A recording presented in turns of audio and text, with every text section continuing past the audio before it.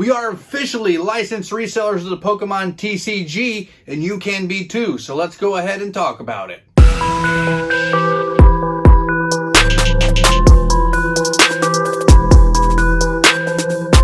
What is going on, Funhouse crew? Welcome back to the channel, TCG Funhouse, where we open up Pokemon cards, and we are officially licensed resellers for the Pokemon TCG.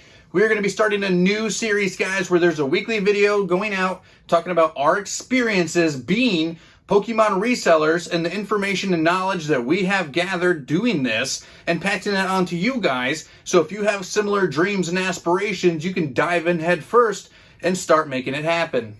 First things first, guys, we are not legal representation. We are not tax experts. We are not CPAs. We are just going to be talking about our experience that we went through to get our resellers licensed and passing our knowledge on to you guys. Secondly, another disclosure here, guys, every state is different. We live in Florida, so the steps that we took to get where we are selling Pokemon cards might be completely different than what you have to do if you live in a different state. But without further ado, let's dive in and start making Pokemon dreams happen. All right, guys, the first thing that you're going to want to do is you're going to want to come up with your business name. Because in order to file some of the legal filings that you're going to have you have to have your business name obtained and filed through the state. So, aka TCG Funhouse here, we had to file a DBA, which is doing business as, at a sole proprietorship that we filed with the state of Florida in order to start our Pokemon business.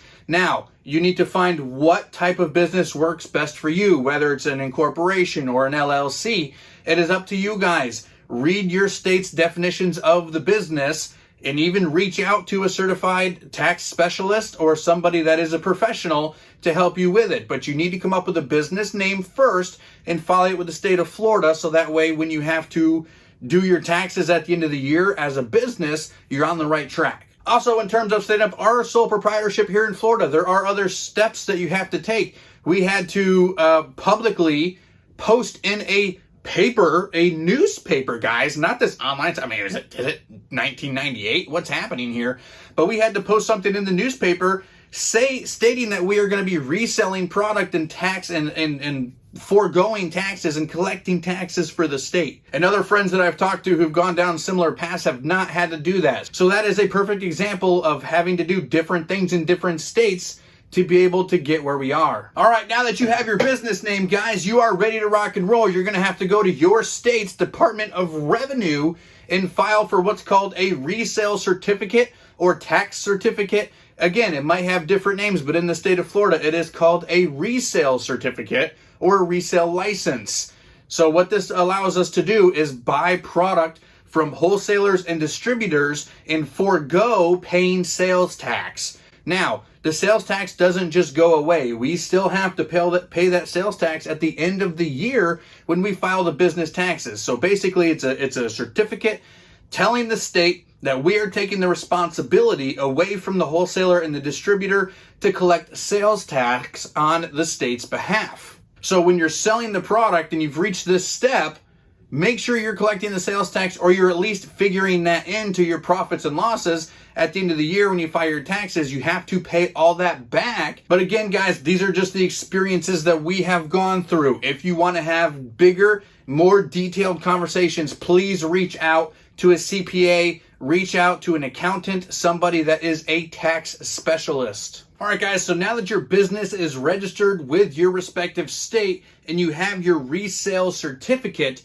you're ready to start talking to distributors. But before we start an entire huge convoluted conversation about distributors, you need to make sure that you are prepared to deal with them. So before we get into that big long conversation about dealing with distributors, guys, you really need to make sure that you have a platform ready to go, or else the distributors won't even talk to you. So you've got to have somewhere to prove to them that you're going to be selling these cards to the public, to the general public, and collecting sales tax on it. Really good examples of this are having a store set up on TCG Player, eBay, places like Mercari and Facebook Marketplace. All those kinds of places allow you to sell product on them without having a reseller's license. So start selling singles, whatever you want to sell right away, so that way you can link them in your application when you send it into the distributor, so that way you have reputation. You have the ability to show, look, I've been selling Pokemon cards already for the past 6 months. I've been selling for the past 3 years, however long you've been a Pokemon collector,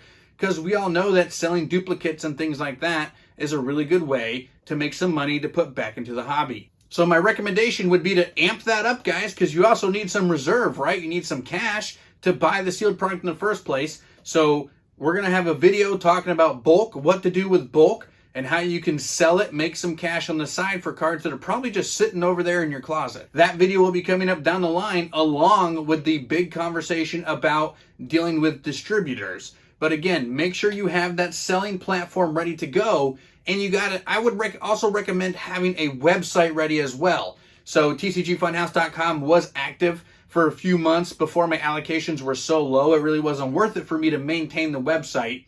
I still have the IP paid for it, and I still have my Shopify set up. So that will be reactivated here in the near future once I start getting more product. But you guys have been so awesome by basically buying everything I have within just a couple of days, 2 days of me getting it.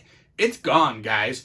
So I really haven't had the need for the website, but as I get more allocations and more product, I will have that website back up and running. But you will need to be able to prove that you're going to be reselling the product and not just keeping it for yourself to these distributors, or else they're not going to approve your application. So stay tuned for that video coming up next week, and then the bulk and single selling video 2 weeks from now, so that way we can really get that Pokemon business off the ground. One of the biggest misconceptions out there is that you've got to have a brick and mortar in order to sign up from your distributors. That is not the case. You just have to have records of selling product and an avenue and a platform to sell your sealed product. All right, let's talk about money, guys. Another huge misconception is that you need to have $10,000, $20,000 in the bank ready to spend on Pokemon sealed product to get your business off the ground. That is completely not true. You can start from nowhere, guys. You can start with nothing. You start with $50. You can start with no money at all, but a good collection, because to get this thing off the ground, you're going to have to sell bulk. You're going to have to sell singles to bring revenue into your business so you can grow it. So this is going to be the full disclosure part of the video, guys. It's easy, but it's not easy. It's easy to get your reseller's license. It's easy to get your business name associated with you. It is not easy to get your Pokemon company off the ground. An example of that, allocations. There is just not much product out there right now, and as a brand new seller, you're not going to be able to just order 100 cases of Shining Fates ETBs, even if you have the reserve. We've all gone out there. We've all seen the Targets with bare shelves, the Walmarts with cracked open pack because somebody stole them. How dare those people? But they're empty. The shelves are empty, guys. It's hard out there right now. A lot of the large sellers are being extraordinarily allocated on their stock. They're ordering X amount and they're getting 20%, 30% of what they ordered. And there's these constant refunds and constant having to disappoint people. I'm sorry you're not getting your ETBs that you ordered from me because I only got 10% of my allocation.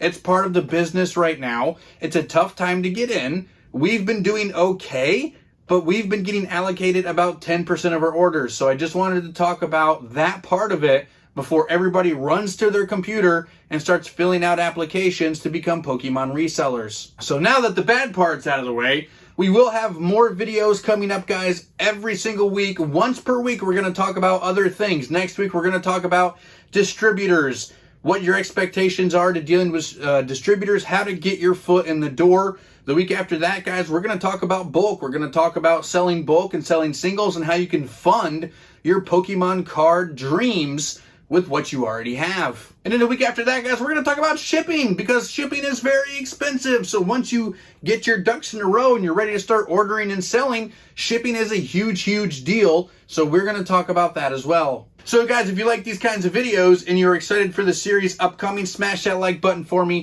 drop a sub and hit that notification bell so you don't miss out on any other TCG Funhouse videos we have coming up. We opened up Pokemon cards. We're going to talk about the licensing stuff, guys. It's coming down the pipeline. It's a lot of information and it's a lot of fun. I'm ready to dive right in and enjoy this experience with you guys. I want to thank everybody that has bought product from us already. We've gone through cases of Champions Path ETBs, Vivid Voltage booster boxes, and of course the old trusty Hidden Fates ETB.